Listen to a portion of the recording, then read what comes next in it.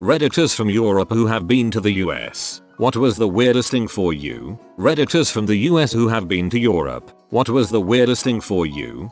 How old stuff was. I spent a month in Regensburg, Germany. Regensburg is a 2,000-year-old town on the Danube River that was once a Roman outpost. There is still a part of a wall standing from the original outpost, a 2,000-year-old wall. There is a bar there that has been in existence since like the 1500s. I ate at a restaurant that has been there since the 1100s. I love Europe. In the US, random people strike up a conversation with you just like that. That has never happened to me in Europe, ever. The service stations on highways in Europe are ridiculously nice. They're clean, and even in some less economically developed regions, I was able to get a quality espresso. It was an unhappy homecoming to North America when I wanted to bathe myself in disinfectant after using a toilet in one. A European friend of mine visiting North America for the first time was fascinated by the idea of yellow school buses. Most Europeans walk or take public transit to school. The idea of a separate fleet of buses to transport children was quite a novelty for them. It's like those red Solo cups. They're normal to you guys, but for me the literally only time I saw either were in American movies and TV shows, so seeing them in real life is always weird because you know they're real but have this notion that they only exist in movies. Weirdest thing in LA. Valet parking. Even in mid-range establishments it's often impossible to park your car on your own. In Europe the only places where you will find valet parking are extremely posh hotels. Weirdest thing in New York. The doorman. Again, not just in posh hotels but in any better residential building. It seems like something out of a different era. Weirdest thing in Washington DC. People making a lot of noise in the cinema. Went to see an action movie and the audience was cheering, clapping, laughing at the top of their voices throughout the entire movie. About that DC thing. American. Went to the UK, Belgium and Germany with my husband last year. He's English. Driving and roadways were very interesting to me. It seems that everyone in the UK drives very quickly and very carefully. In Germany on the Autobahn, OMG, like people got out of the way and pulled over if they were going slower than a car coming up behind them. That was insane and I got really spoiled by it. Also, I didn't see a single car crash while on that trip. We drove from London to Brighton, Brighton to Salisbury, Salisbury to Calais, Calais to Ypres Passchendaele, Ypres to Brussels, back to Ypres, then to Mainz, Germany and then all the way back to Salisbury. Didn't see a single car crash. I see like one a day in NM, or if I don't see one, I myself have experienced a near miss. We went to a wedding while we were in the UK, and as we were leaving the fricking castle our friends got married in no big deal and heading to a nearby pub. One of the guys grabbed a bottle of wine from the reception and started walking down the tiny cobblestone road with it in the open. I was like, oh my god, hide that, we're gonna get in trouble, the cops are gonna see, and everyone looked at me like I was nuts. Apparently you can just walk down the road with a bottle of wine in Lewis, UK. Europe to US. Drug commercials. Straight up weird. 28 seconds of a strange overly bubbly advert for something embarrassing boring and 2 seconds of mumbled disclaimer that left you going, wait, did he say causes blindness? Also televised political campaigns. I visited family in America. I was really confused that people would hang out with their neighbors. Yows are all weirdly forward and sociable as well. Speaking as a British person. German here. I almost got shot in front of Disneyland because I stepped out of my car when an officer stopped me. In America, the amount of people with some opinion on a bumper sticker on their cars. I also saw a guy in Phoenix with panty dropping emblazoned on his pickup truck.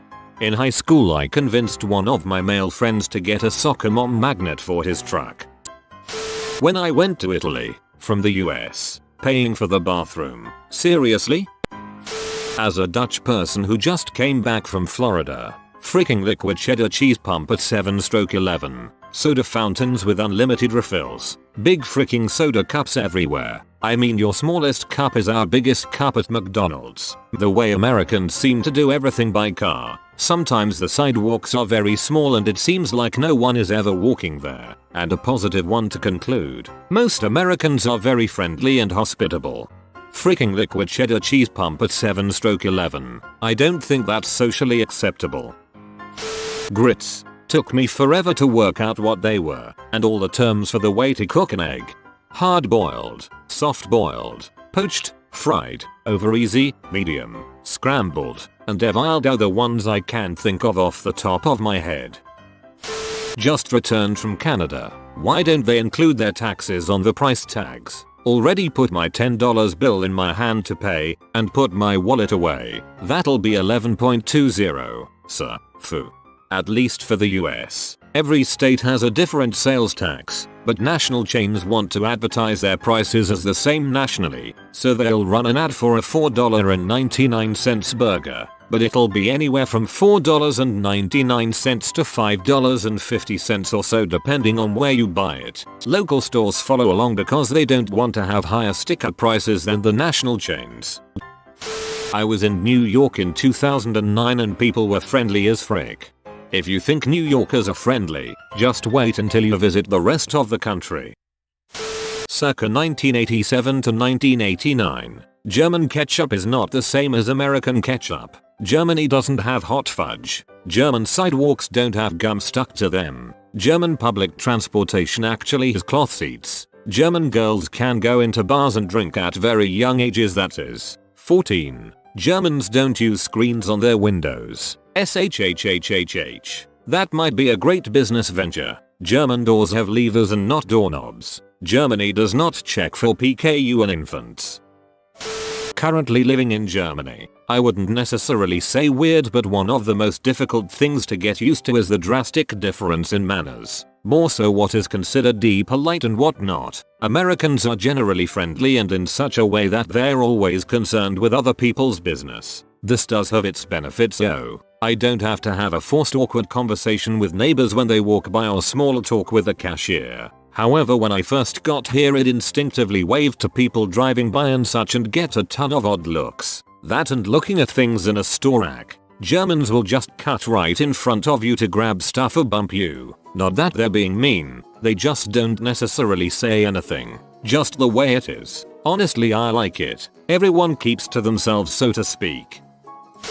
Dane here. I was very surprised by the lack of efficiency on the public-owned transport network. I used the subway while in New York, and it was extremely weird how, for example, there were no connections across Manhattan. Unless you went down to Midtown. No monitors with a display of the time till the next train arrived at the station. And how when the subway was partly closed, at least the line I used, the chance to clean the tunnels etc. wasn't used. This general lack of efficiency was mind-boggling. Also, the extreme regulation was very weird, that is, at the WTC Ground Zero site there was a sign on every single little piece of grass flower bead stating that it was prohibited to walk onto said grass flower bead. I can't understand why one general, perhaps larger, sign could not suffice and replace the around 50 signs which were used, but I still believe New York is an amazing city.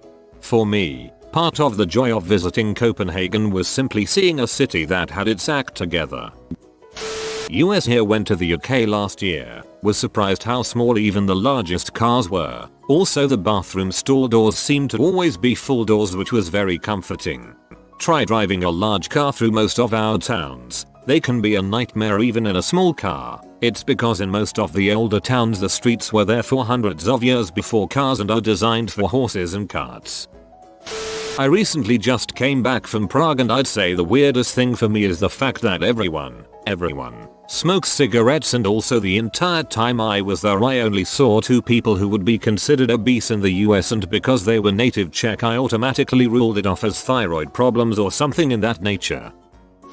To add to the whole service thing, as someone who went from the UK to Florida, it was funny to see the lengths service staff will go to ensure you're happy and that you remember them. Every waitress had some sort of quirk that they played up to sometimes insane heights. This one waiter at the Ponderosa Steak Buffet, Timothy, was the most flamboyantly feminine man I've ever met, with full makeup and the most hyper-correct pronunciation of the letter S. And he would actually sit at our table for a good 10 minutes chatting while taking our order. I mean, it maybe he was like that off duty, but if it was an exaggerated act it sure as heck worked because we'd eat there almost every night. and he'd always greet us by name with the warmest, friendliest and unsettlingly genuine smile that a human was capable of making. It was surreal. I mean, the guy was selling us food for a corporate food chain, yet I still remember him and the restaurant more than a decade later. One other thing I remember was being asked the time by some college-age kids and just smiling and showing them my watch, only for the guy who asked to say, "Can you read that out?" I can't read old style watches. Not indicative of all Americans of course, but it did seem bizarre. To be fair, they probably thought I was weird. I mean, who just shows somebody their watch when asked for the time? It was a snazzy new watch. I spent 3 months in France for an exchange program. The biggest difference I found was how organized their meals were. The family I stayed with ate every 4 hours. 8 AM for breakfast, 12 PM for lunch, 4 PM for a snack, 8 PM for dinner. Always these exact times, every day. At my home we eat all over the place. Sometimes lunch is at 3, dinner could be at 10, breakfast doesn't happen sometimes. It was odd for me eating every 4 hours during the day other than just whenever food is ready. German here with lots of trips to the US both for business and travel. The waste of energy is just amazing. The insulation of buildings is a massive joke, and then you need an enormous amount of energy to heat and cool the buildings. And to cool off a car by letting the engine and the AC running for 20 minutes before start is just weird. Having 100 TV channels is amazing, but the amount of commercial breaks every other minute drives me nuts.